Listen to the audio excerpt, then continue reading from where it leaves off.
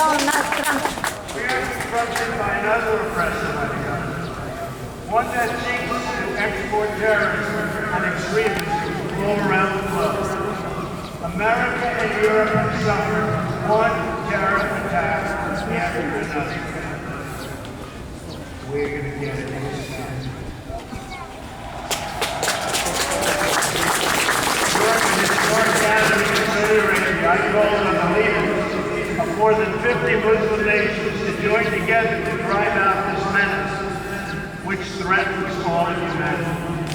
We must stand united against these shared enemies, to strip them of their territory, and their funding, and their networks, and any form of ideological support that they may have. While we will always welcome new citizens who share our values and love our people, our borders will always be closed to terrorism and extremism of any kind.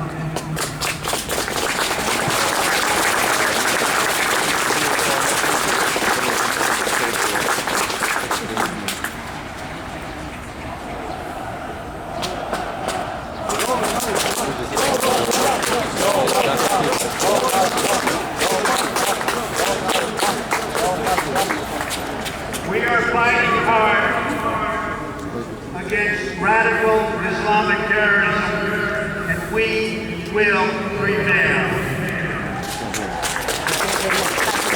We cannot accept those who reject our values and who use hatred to justify violence against the innocent. Today, the West is also confronted by the powers that seek to test our will, undermine our confidence, and challenge our influence.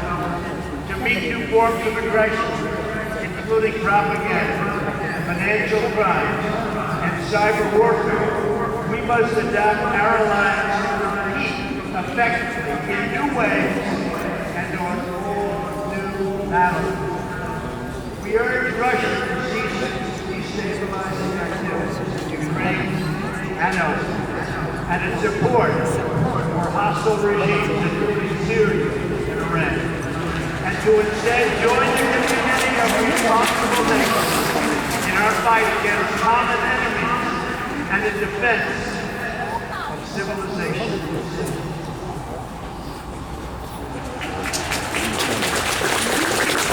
Finally, both sides of the Atlantic, our citizens are confronted by yet another danger, one firmly within our control.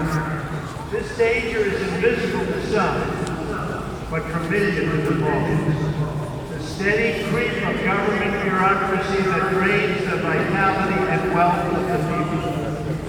The West became great, not because of paperwork and regulations, but because people were allowed to chase their dreams and pursue their destiny. Americans, nations of Europe value individual freedom and sovereignty. We must work together to confront forces, whether they come from inside or out, from the south or the east, that threaten over time to undermine these values and to erase the bonds of culture, faith, and tradition that make us who we are.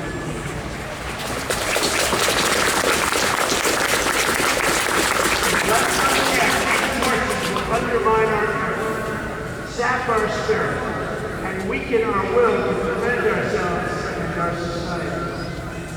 But just as our adversaries and enemies in the past learned here in Poland, we know that these forces too are doomed to fail if we want them to fail. And we do indeed want them to fail. They are doomed not only because our alliances, our countries are resilient, and our power is unmatched. All of that, you have to say, everything is true. Our adversaries, however, are doomed because we will never forget who we are. If we don't forget who we are, we just can't. Americans will never forget. The nations of Europe will never forget. We are the fastest and the greatest community. There is nothing like our community of nations world has never known anything like ours. We write symphonies. We pursue innovation. We celebrate our ancient heroes, embrace our timeless traditions and customs, and always seek to explore and discover brand new frontiers. We reward brilliance. We strive for excellence and cherish inspiring works of art that honor God. We treasure the rule of law and protect the right to free speech and free expression. We empower women as pillars of our society and of our success. We put faith in family, not government and bureaucracy, at the center of our lives, and we debate everything. We challenge everything. We seek to know everything so that we can better know ourselves. And above all, we value the dignity of every human life, protect the rights of every person, and share the hope of every soul to live in freedom. That is who we are. Those are the priceless ties that bind us together as nations, as allies, and as a civilization. What we have, what we inherit from our better than anybody, and you see it today, this incredible group of people. What we've inherited from our ancestors has never existed to this extent. And if we fail to preserve it, it will never, ever exist again. So we cannot fail. This great communication has something else. In every one of them, it is the people, not the powerful, who have always formed the foundation of freedom and the cornerstone of our defense. The people have been that foundation here in Poland, as they were right here in Warszawa. And they were the foundation from the very, very beginning in America. Our citizens did not win freedom together, did not survive horrors together, did not face down evil together, only to lose our freedom through a lack of pride and confidence in our values. We did not, and we will not. We will never back down.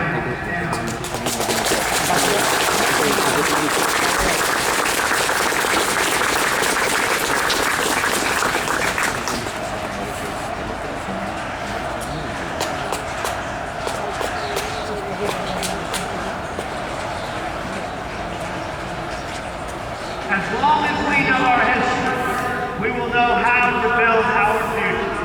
Americans know that a strong alliance of free, sovereign, and independent nations is the best defense for our freedom and for our interests. That is why my administration has demanded that all members of NATO finally meet their full and fair financial obligations.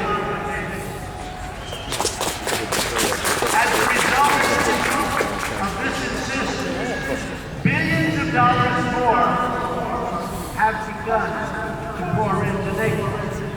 Our people are shocked. With billions and billions of dollars more coming in from countries that might not today. To those who would criticize our tough stance, I would point out that the United States has demonstrated not merely with words, but with its actions, that we stand firmly behind Article 5, mutual defense commitment. We're the reason that actions for what matters, and for its own protection, everybody knows this, everybody has to know this. Europe must do more. Europe must demonstrate that it believes in its future by investing its money to secure that future. That is why we applaud Poland for its decision to move forward this week on acquiring from the United States the battle-tested Patriot air and missile defense system, the best anywhere in the world. That is also why we salute the Polish Polish people for being one of the NATO countries that has actually achieved the benchmark for investment in our common defense. Thank you, Polish. I must tell you, the example you set is truly magnificent, and we applaud all of them. Thank you.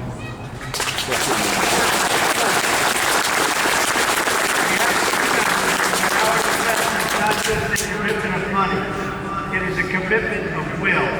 Because as the Polish experience reminds us, the defense of the West ultimately rests not only on means, but also on the will of its people to prevail and be successful and get what you have to have.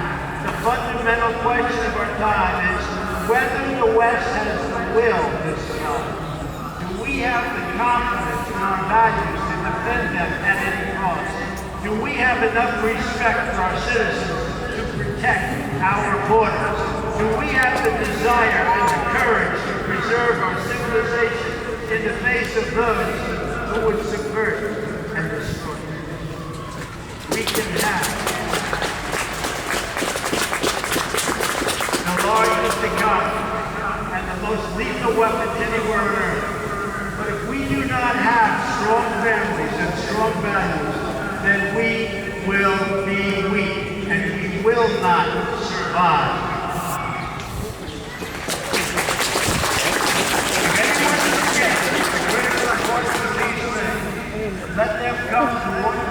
Co to jest? O cholera, to uciekł.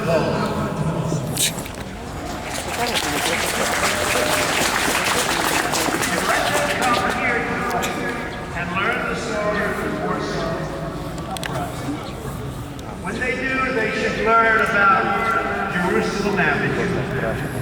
In August of 1944, Jerusalem Avenue was one of the main roads running east and west through the city, just as it is today. Control of that road was crucially important to both sides in the battle for Warsaw. The German military wanted it as their most direct route to move troops and to form a very strong front.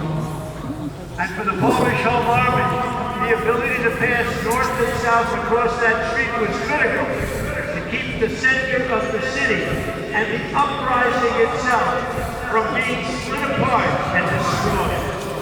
Every night the Poles put up sandbags amid machine gun fire, and it was horrendous fire, to protect a narrow passage across Jerusalem Avenue. Every day the enemy forces knocked them down, again and again and again. Then the Poles dug it through. Finally they built it there, and the brave Polish riders began to flow across Jerusalem Avenue. That narrow passage, just a few feet wide, was the fragile link that kept the uprising alive. Between its walls, a constant stream of citizens and freedom fighters made their perilous, They ran across that street. They ran through that street. They ran under that street. All to defend the city. The far side was several yards away. One young Polish woman named Greta. That mortality and that life was so important to her. In fact, she said, the mortally dangerous sector of the street was soaked in blood. It was the blood of messengers, liaison girls, and courage. Nazi snipers shot at anybody who came. Anybody who came, they were being shot at. Their soldiers burned every building, and they used the Poles as shields for their tanks in their efforts to capture. The enemy never ceases to relentless assaults on that small outpost. And the Poles never ceased its defense. The Jerusalem Avenue passage required constant protection. But the will of its defenders did not waver, even in the face of death. And to the last days of the uprising, the fragile bus never ever, ever forgot. It was kept open by all. The memories of those who perished will fly out across the decades, and fewer clearer than the memories of those who died to build and defend the Jerusalem every day. Those heroes remind us that the West was saved with the blood of patriots, that each generation must rise up and play their part in its defense.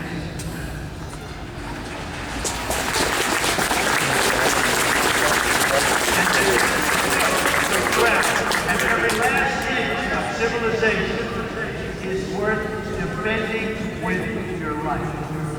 Our own fight for the West does not begin on the battlefield. It begins with our minds, our wills, and our souls. Today, the ties that unite our civilization are no less vital and demand no less defense than that bare shred of land on which the hope of Poland once totally rested. Our freedom, our civilization, and our survival depend on these bonds of history, culture, and memory. And today as ever, Poland is in our heart, and its people are in that fight.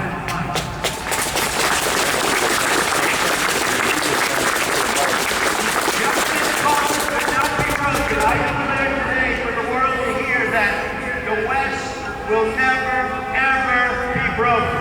Our values will prevail. Our people will thrive. And our civilization will thrive.